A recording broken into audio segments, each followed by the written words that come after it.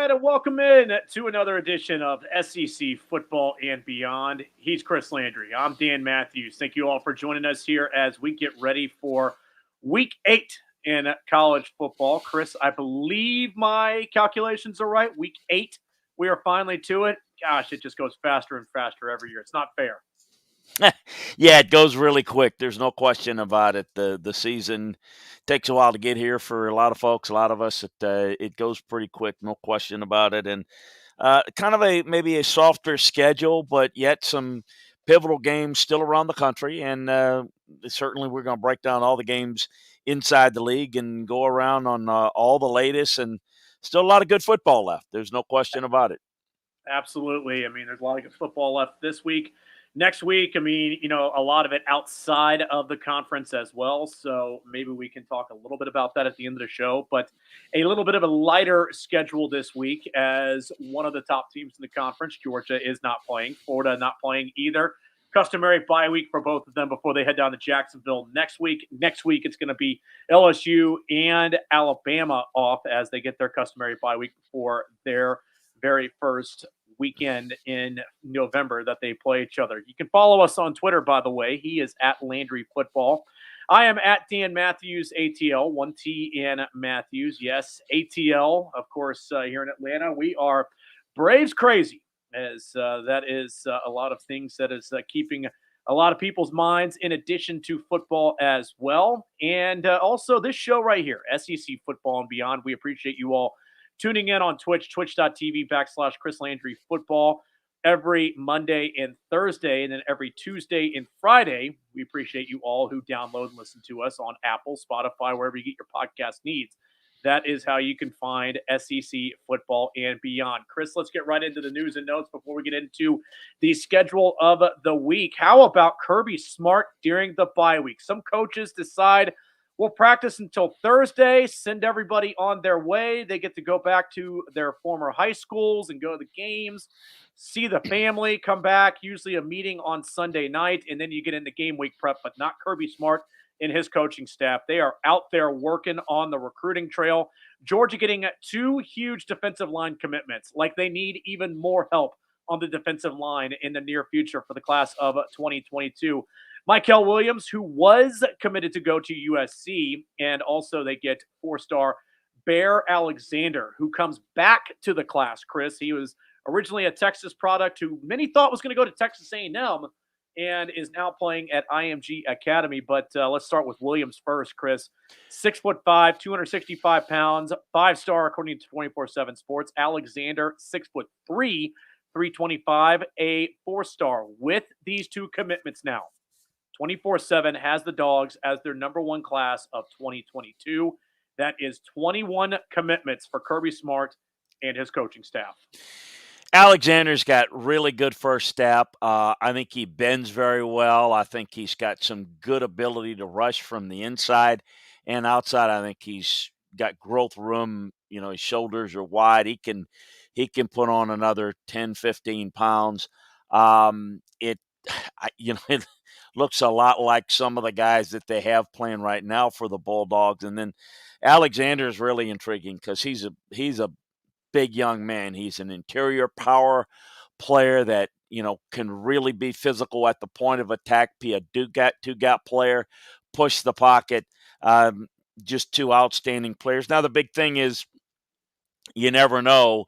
Is you hope these kids can develop and settle and have the right mindset. They've done their homework on the football character, the personal character, that they're there a few years from now. I was doing some analysis on Alabama's defensive front because people were talking about how well Will Anderson is playing, but they're not the typical depth. And, Alabama's kind of the gold standard for recruiting.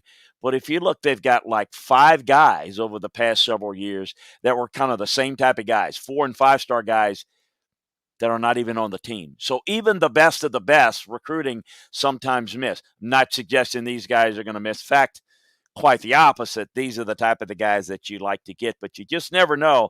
Love the look of both of these guys on film. Yeah, speaking of Alabama, you said something really interesting earlier this week on the Chuck Oliver Show, which, of course, those of you that listen to the Chuck Oliver Show every day, download the Southern Sports Today app to catch the show live, 11 to 1 Eastern. And speaking of Will Anderson, that's how it came up, was about the comparisons with Alabama and another program right now that seems to be benefiting. So we'll get to that a little bit later on. Gators yet to commit to a starting quarterback this week for their game next week against UGA down in Jacksonville. It's between, of course, Emory Jones and Anthony Richardson. Chris, I've got to believe that Dan Mullen's going to have a real hard time explaining sending Emory Jones out there over Anthony Richardson. It has to make you believe, after the performance last week against LSU, it needs to be Anthony Richardson. Well, and I think that we're going to have to wait and see. I don't have a problem with him not naming it. I have more of a problem if he doesn't start, because I don't think he has to announce it. But I think if he is still getting equal reps and it's going that way, I think then that could be a potential problem. Look, I said it earlier. Look, Dan coaches these guys he knows, and so I don't want to disrespect that. All I know is just on film, what I would say is that Anthony Richardson has the upside that probably should be developed a little bit more. And I think there's more that you can untap there with him. And that's probably, at least on what I know and what I've seen, the direction I would be gone. But he's either not doing it because he's seeing something that I'm not seeing because he's coaching them every day, or is he just so darn stubborn? And if it's the big if it's the, if it's the latter, I got a problem with it. It's the former, hey, that's a football decision, but I think people are afraid that it's the latter. How weird is it to think, Chris, that if next week goes the way that people believe it will between Georgia and Florida, that Dan Mullen in his last 11 games could be 4-7, four and It's seven in his last 11 games. Yeah, and look, I was engaged in the conversation, and just the overall my overall thoughts on that is, look, Dan has got to make some harsh decisions, and if you want to spin it positively, there's they've fallen short enough towards the end of last year and this year. For Dan, said this on a show this morning. Dan is needs to be humbled enough to recognize that there needs to be substantive changes on how he's doing things. And if he takes the attitude, that I'm the smartest guy in the room, and I've had, and he starts to kind of float his name out, or if he wants to, go somewhere else, and I don't think he would leave money on the table and go for someplace else. Look, if he wants to have a developmental program to where he's not recruiting the elite of the elite, but he wants to be the genius coach, or he's hailed as the genius coach that can win with less talent, then he shouldn't have taken Florida's money and the job. And I know you're going to take the money, of course, but the point is then he is not going to be a fit at Florida, because the expectation is the same as it is at Georgia. Recruit elite players, and you better develop them. And if you don't do those two things very effectively, then the roses, the bloom is coming off the rose there, and your reputation's going to take a hit. So it's time for his ego to get in check, and he realizes, look, I've got to make some substantive changes. It's probably going to come with a new defensive coordinator, and I've got to look at what I'm doing, how I'm doing it, and I've maybe got to make some changes on the staff to not reduce our ability to develop players, but get better recruiters. Because if we don't have top 5 recruiters, I'm only going to be as good as the players I can recruit. And if I'm not recruiting elite players, we're not going to be an elite program. And anything short of that, you're going to be the ex-coach of the Florida Gators a year or two from now if you don't fix the problem, because he's going to get a chance to fix it. And it's up to him. He can change the narrative on this. It is up to him. He is very capable. He's a very good coach. But if this ego gets in the way, I see this with coaches before. I've been around them. I've had coaches, believe it or not, Dan, that didn't want a player, even in the NFL, drafted very high, because the higher you draft a player at their position, the more pressure's on them, and the less it's about their great coaching and the more it's about how good the player is. Telling you, Gotcha. it's really, these are human beings, and there's a lot of ego, and it's about me. It's not about you. You're the leadership, and you got to take hold of it. And I think that's my view on Dan, and it's I'm a little bit concerned because I think he can be the right guy for this job, but at this point, I think there's a big question mark about that, and only he can answer it. All right, let's move on to our final news and note item, and that is a coach, Chris, who has probably seen the last of himself in college football. That is Jeremy Pruitt, formerly of Tennessee, and his attorney has set a deadline for the school to reach a statement with him by October 29th. So, about a week from tomorrow. If they don't, then they're going to get sued. And according to him, it would include details of a myriad of NCAA rules violations in the football program and other sports result in debilitating NCAA sanctions. This, according to Michael Lyons, who is Pruitt's attorney out of Dallas. In his letter to Tennessee, he said it could, quote, ensnare the parties for years to come, impugn the university's reputation further, and potentially cripple the athletic program for years. Remember, too, Lyons also represented Kansas coach David Beatty after the school tried to withhold buyout money from him by saying that he committed level 2 violations within the NCAA. They eventually settled for a little over $2.5 million. I think, look, it doesn't, for a layman here, as a football guy here, it doesn't look legally, and I don't know anything about the law, but it just doesn't look like there's much of a case here. But, what I am sensing very strongly is this is what Mr. Lyons, the attorney, if there's enough of a threat, he may be able to get some money out of it. So, in other words, if there's $12 million, would Tennessee be willing to, and I'm not saying that they are, and I'm not saying that they should, but if there are things that he does know that he could potentially spill the beans on, is it worth a couple of million to Tennessee? Because normally these things go into a settlement and they say, look, we'll sue, we'll do this. And there may not be a case, but if you have to get outside legal help, that may cost you money. It may cost you the same amount of money. Do you have a non-disclosure agreement to say, look, we need to make sure that any type of settlement doesn't go public, and we just agree that there's a non-disclosure and there's money that changes hands, because we don't want to set a precedent that somebody can come and do this all the time. But one of the things I wonder, and I think this is maybe Mr. Lyons' new form of legal term, is let's just go ahead and we know stuff that you don't want out. Give us some money and let's talk. It obviously saying it in a different way. I'm wondering if it leads to anything, maybe nothing. But I don't know that there's much of a case here. Maybe I'm wrong, but I just don't see it. Yeah, we'll see. I mean, like you said, me and you, neither of us went to law school. Got family members who did, but not I. I decided to talk into a microphone for a living. So we'll leave that expertise to them. Let's get to the games this week that we have. Like you said, still decent games out there, but nothing that is going to be just a marquee matchup. But we'll start first with LSU at Ole Miss. The Rebels for this one, a 9-point favorite. We might not see Matt Corral in this one, Chris. But also, too, as well, LSU last week, I think here is something to keep an eye on. They ran for over 320 yards against Florida. Ole Miss gave up over 220 yards to Tennessee in this game.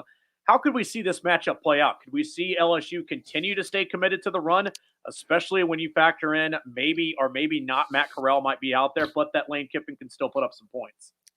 They better stay committed to the run, and because I think you can run the football on Ole Miss. B, you don't want to get in a shootout with Ole Miss. If they get into a shootout against Ole Miss and they put this defense on the field against Ole Miss, this is going to be a beatdown because Ole Miss can score a lot, and I do think Matt Corral's going to play. I think they can move the football even with Luke Altmaier, but I think Corral's going to play. We'll see. It's just I'd be shocked and the injury is a lot more serious. He will play if it's just he's banged up. He'll tough it out. He's that type of guy. Now, if there's something significant, I think we would have heard to where he's medically got to be held up. But if he's cleared, he's going to play. They can't get into a shootout. They are not built that way. And I think the only way is if they're able to run the football. And again, I think you can run it on Ole Miss. You got to stay patient with it. I think a couple of things that they did last week, Florida was very late to adjust to and really never did.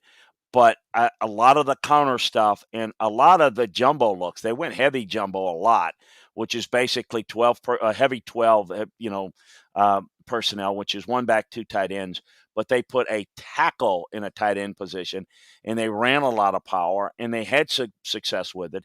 And Tyron Davis-Price ran very, very well. That's going to have to continue. I think Max Johnson could make some plays in the passing game, but I don't think there's enough there to be able to compete with Ole Miss and try to outscore. And I think they've got to run the football. And I think we're going to see more of a committed effort to it.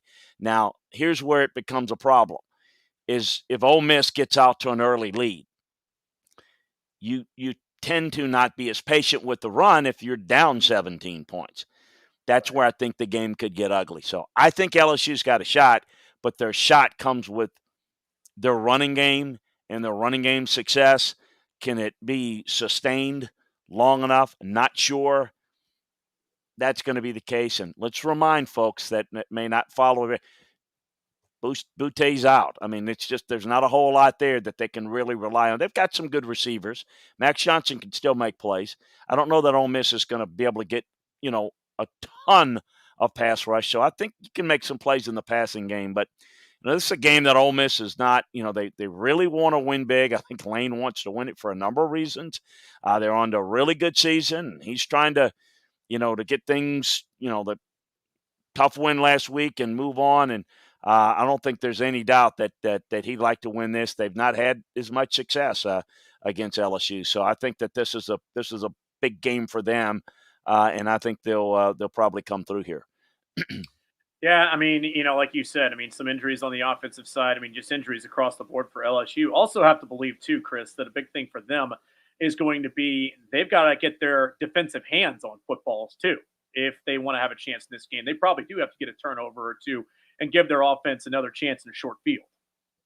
They do, and they're down a number of guys in that area as well. So that's going to be something that it's not bit of strength.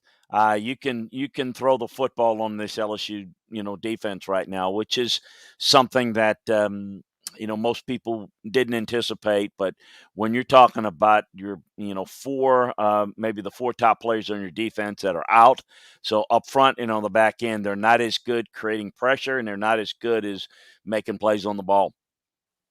All right, let's move over to a noon game. It's going to be Arkansas hosting Arkansas Pine Bluff. Not a bad respite for Arkansas to be able to get off of the trend that they were on with the tough games and that stretch that they had with losses in there to Georgia and Alabama.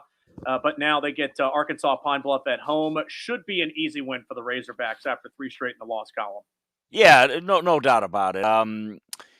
They're beat up. Arkansas's beat up. And, you look at them, and it's one of the things that when we looked at them and people were getting excited about it, rightly so. I mean, Arkansas, great start. But you start to look at a team like that's good, that's physical, that plays physical, but they're not as deep. You wonder how they're going to work through the season and come out of it as sharp, as powerful through the meat of the schedule, which we knew were going to get tough. And, you had a loss and a loss and a loss. And now it's about getting healthy for the stretch run and see what's going on the rest of the game. Arkansas Pine Bluff just doesn't do anything. They can't throw the football. So this is just kind of a rest game. Arkansas wins going away. It's like having a bye week, a mini bye week, so to speak, that it's a scrimmage. It gave some guys some extra time off. So it's about to stretch run for them and see what they can do in the last couple of games to finish out, which, I still think is an outstanding season for Arkansas. They got LSU excuse me, they've got they got Mississippi State before LSU, and then Alabama. So obviously, finishing strong in the conference is something that they really need to do. They wouldn't want to mess this season up by, say, losing one or two of those last three games.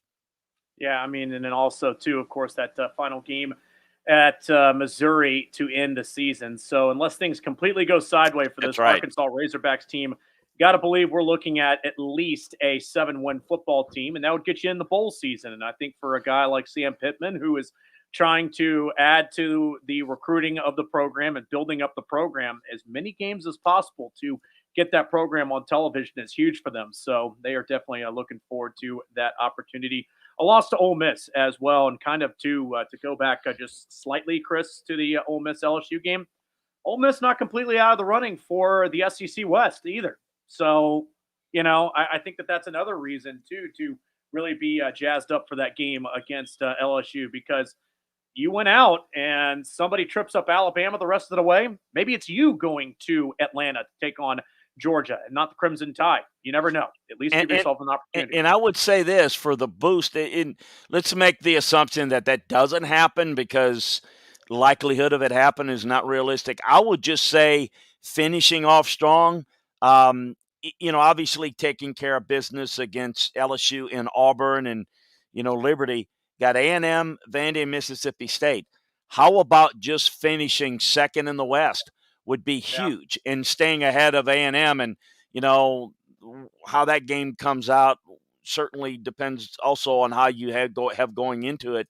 But I think that would be huge. To finish second at this stage is huge. And let's not be let's not kid ourselves that I know the Ole Miss fans don't want to hear it, and I don't know that really pertains to the LSU job. But you know, Lane has his sights on something bigger and better long term.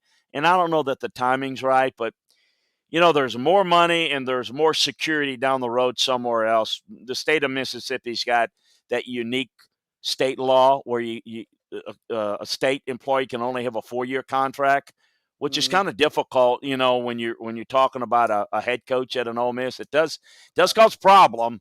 I just think that don't you won't hear it. You won't hear it even suggested. But I'm telling you, knowing him, that his whole mo of making sure that the star is shining bright with him in terms of a coaching prospect somewhere else, finishing this season strong and maybe finishing ahead of a Jimbo Fisher, that would be a feather in his cap. And look, it's not every year you're going to have a Heisman Trophy caliber quarterback, and I think he's got a lot going for it. No doubt about it.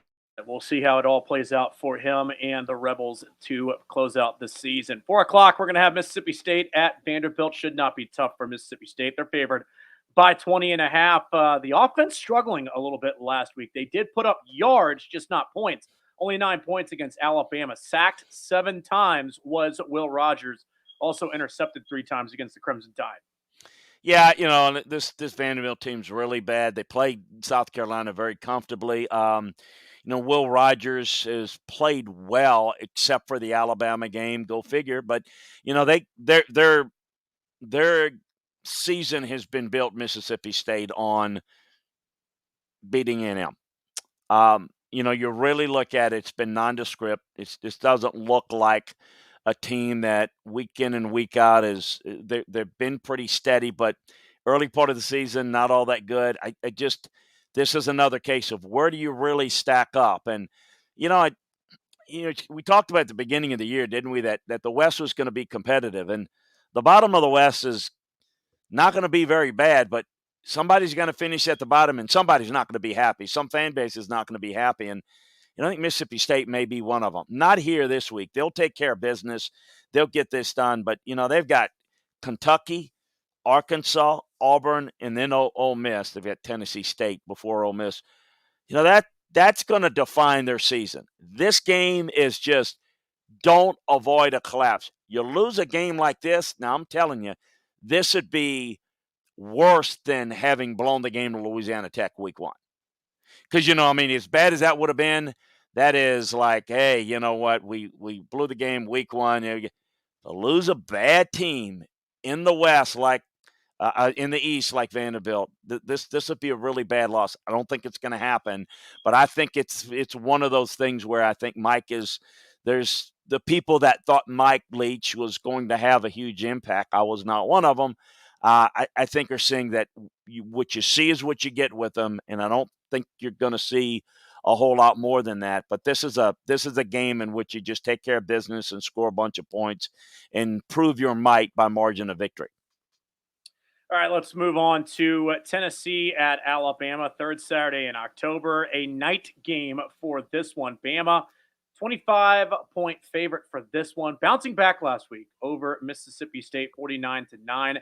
This is one more, Chris, before they head into a bye week. I think the question coming into this is we saw how Tennessee played offensively last week against Ole Miss. Not a great defense, but still able to move the football and able to use some of that pace to disrupt some of the things that the Rebels were trying to do defensively.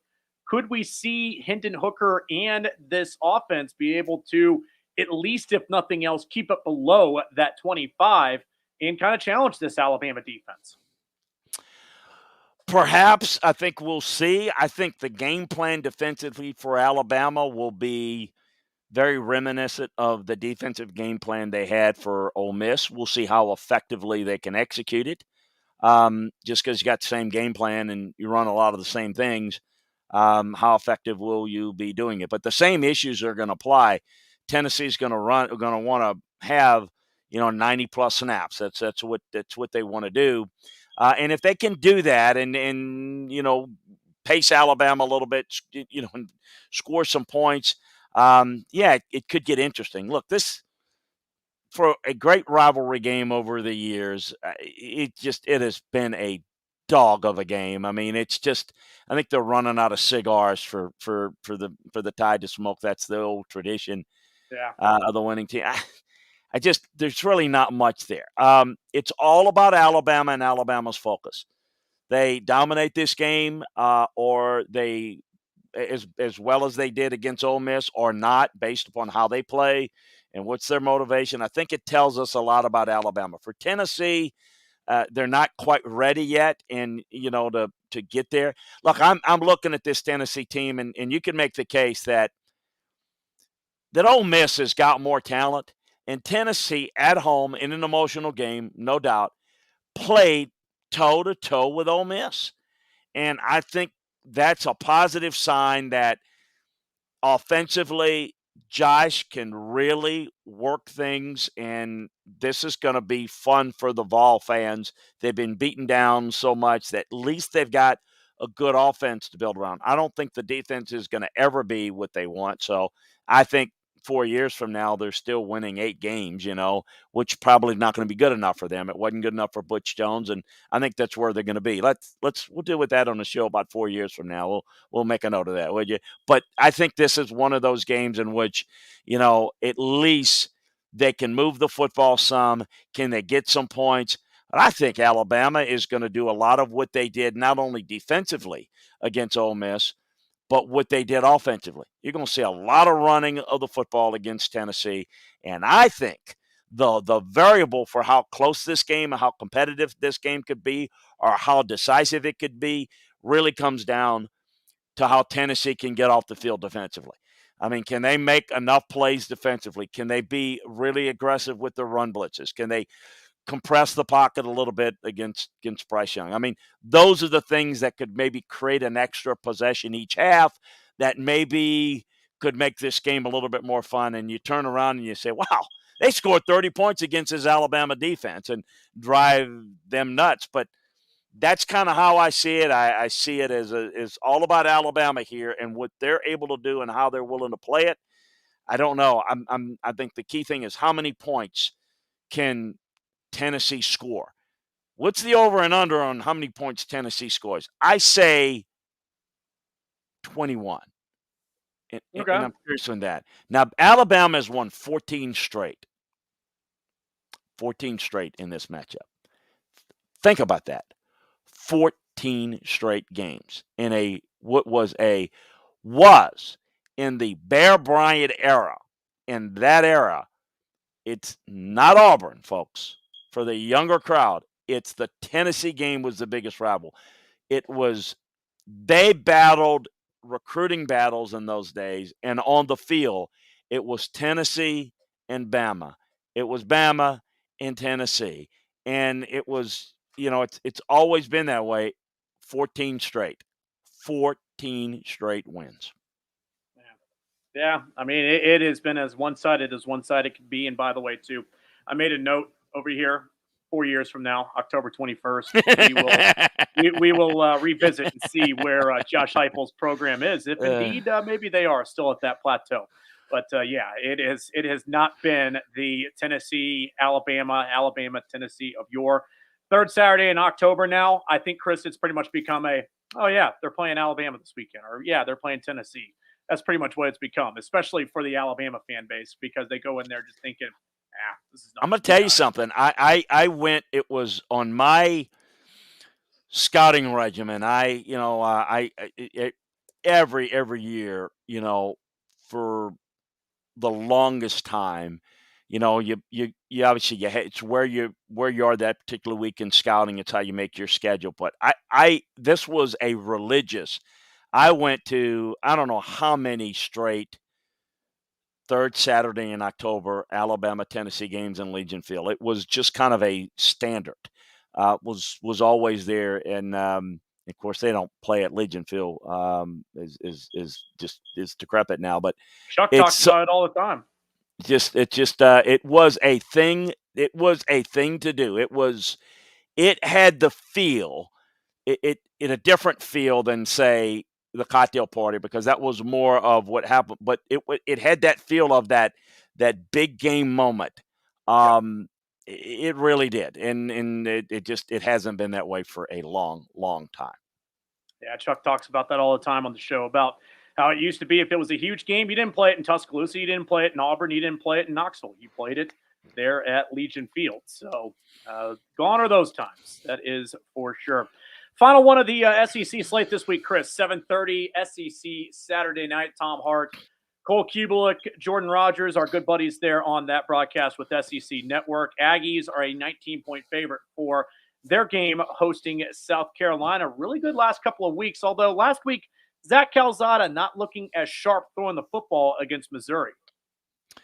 No, a lot of it though was the offensive line, the pass protection took a step back. I thought Missouri was very aggressive, and I didn't think they did all that good. I didn't think the receivers did a good job getting open, and Zach missed quite a few reads, and a lot of what A&M is trying to do, and when they've had success, even against Alabama, and the turnaround and is running the football. And when they didn't have success and they struggled, like against Mississippi State, they couldn't run the football well enough. Um, I thought the running game really controlled the game against Missouri, and that was the difference. So it was a big advantage. Missouri, while they got off the ball some against the pass, they couldn't get off blocks and defend the run whatsoever. So I think it's more the same now. We'll say this: I do think South Carolina is a smidge better on defense. In fact, I think defensively at times they've been able to hold their own. So there's maybe a little bit of a chance on the road here that maybe South Carolina, with their defensive front playing like they are, can keep this game close for a little bit. But the 4-3 South Carolina record is not a good indicator. I mean, this South Carolina team really was fortunate to beat Vanderbilt. I think in the end, I think A&M, whether they play well, whether they play good, very good, average, that's going to only determine the margin of victory here. I don't see this being like a danger of being upset at all. I think this is more like it was against Missouri. I actually think Missouri's got a better offense than South Carolina, so I don't know where South Carolina gets the points against this Aggie defense. So I think it's another win for the Aggies. They just kind of cruise along, but I am curious to see what the offensive line, how the Aggies' offensive line responds this week against a South Carolina defensive front that's better than Missouri's was. So that's what I'm kind of looking at, because when I look at the Aggies, I'm curious about Auburn and Ole Miss and even LSU. That's three games that are no givens for the Aggies. I mean, I think there's an expectation now because they beat Alabama that it's a given that they're going to win them out. I like the chances against Auburn and Ole Miss. I mean, I do, but I think Ole Miss is very capable of beating. Yep, Auburn can play them very closely. I don't know if LSU can beat them, but I wouldn't rule it out at yep, LSU. I mean, this is the last game. They got Prairie View. I'm not talking sure. that, but this is the last game in which I can say they'll win it even if they don't play well. But they got 3 games in the league, That they got to play well. against West teams that they've got to play well to win. And so I'm curious to see how they build into that.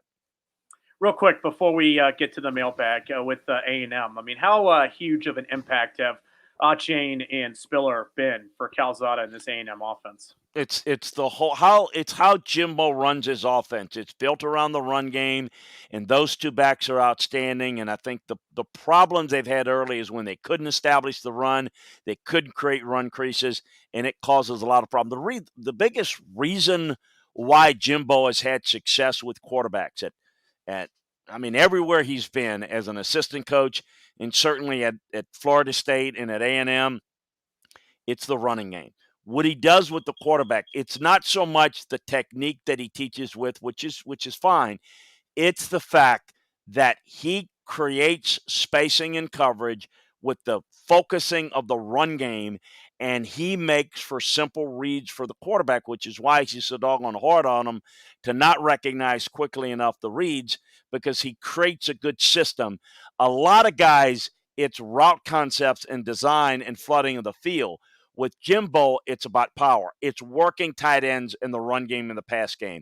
It is about forcing numbers in the box. So you reduce numbers in coverage and you could take advantage of the numbers in your favor. That's what he does so well, and he's done it very well, and I think it's aided a lot. Think about all the quarterbacks that he's had that have been successful. E.J. Manuel and Christian Ponder, and everybody talks about, well, he only won the title because he had Jameis Winston. Like, oh man, yeah.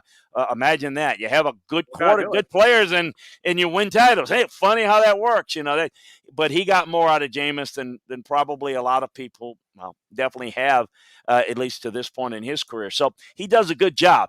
It's the run game, and he's got 2 outstanding backs, and that's got to continue for those 3 games that we mentioned. That's going to be the key to their success because the defense is good. The defense is really good, but the defense has to be able to get off the field and can't be on the field for 80 snaps like it was against Mississippi State, where they were just like on skates by the end of the game. And quite frankly, they couldn't get off the field at that point. All right, real quick before we get to the mailbag, something I teased earlier in the show, Chris, and that is something during your weekly visit with Chuck Oliver that you said. Those of you, of course, know that I'm part of the Chuck Oliver Show on Southern Sports Today about Alabama not getting the same amount of game records on defense that they have in the past. And Will Anderson is obviously a huge part of that defense. But now a lot of those guys are starting to show up at Georgia. What do you mean by that? And what are we necessarily seeing that Alabama is not necessarily getting, but that Kirby Smart and his coaching staff are now able to add? Yeah, I don't know that it's a trend. The reality is Georgia has had, I always talk about recruiting. People make the assumption, oh, anybody can recruit at fill in the blank. LSU, Alabama, Georgia, whatever. Folks, the biggest part of recruiting, it's not like, 40 years ago where you can recruit unlimited players, unlimited scholarships, and you just recruit them and figure out who can play later. You have to you have to evaluate correctly, and the part of evaluating football players is relatively easy. What's difficult is evaluating the personal character and the football character. The personal character is obviously, I think, is pretty understandable. What's the football character? Everybody's going to tell you they love football, but how much they want to work, how much they want to learn, how important is being a great football player to them? Are they a talented guy who wants to use football to get a scholarship, but they don't necessarily have that burning desire to be great? You've got to hit on those.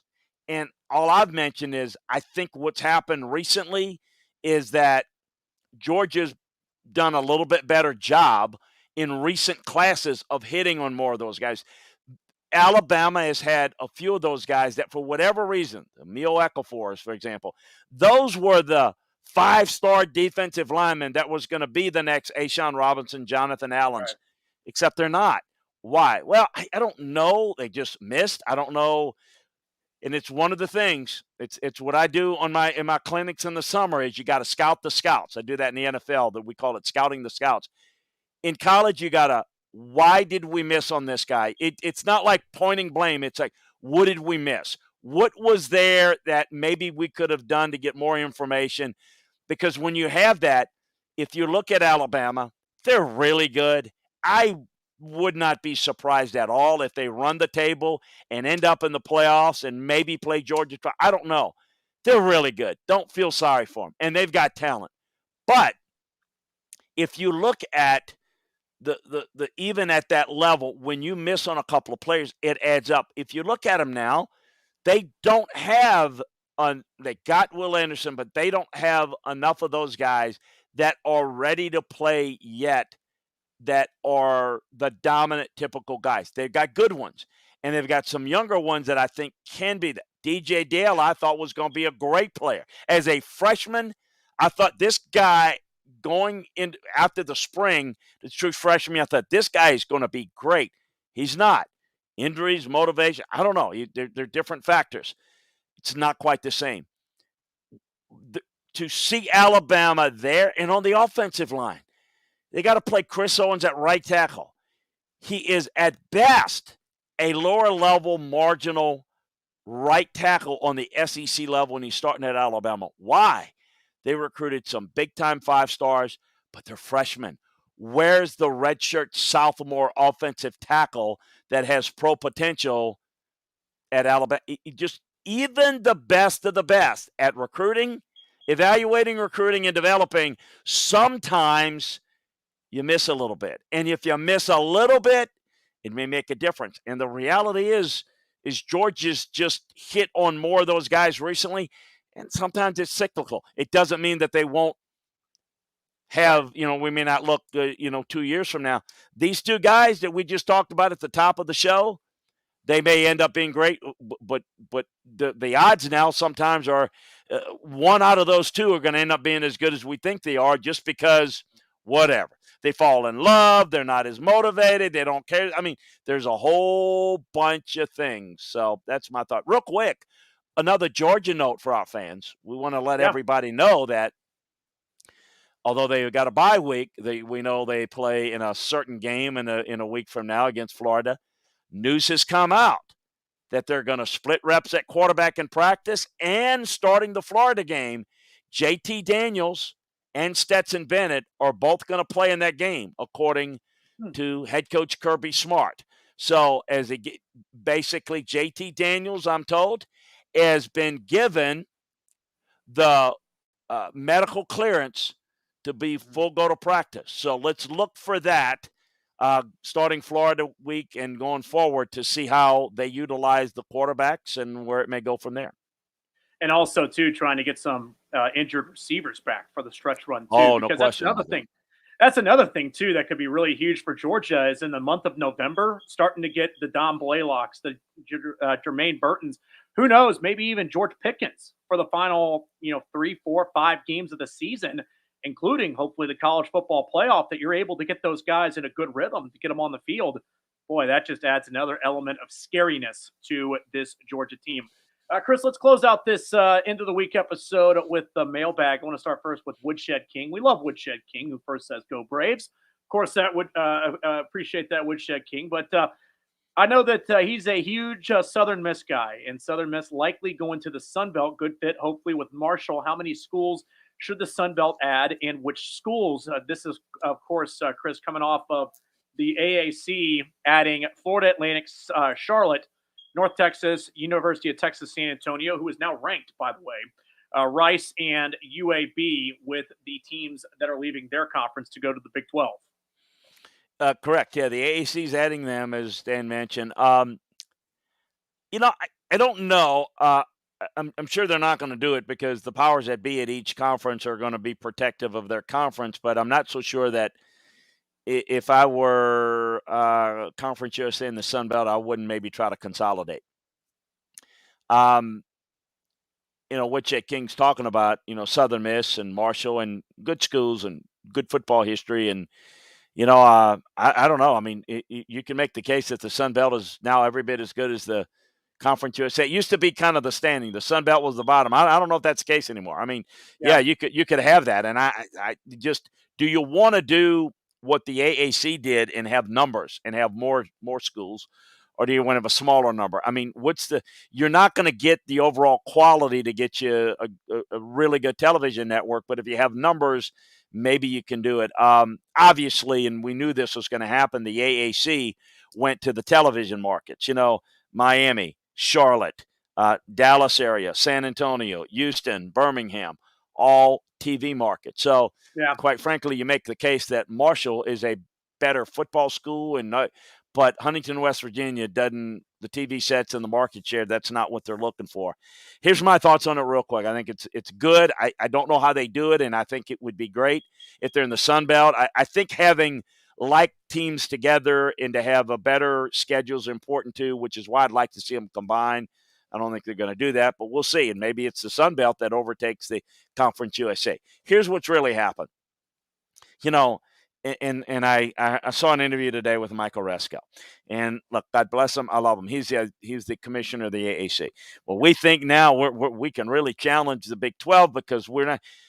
God love him, okay, but look, just the reality of it. The Big 12 has no longer a power league without Texas and Oklahoma, okay, but the Big 12. What's the game where you see where the fish swallow the other thing? I mean, basically, the Big 12 swallowed the AAC.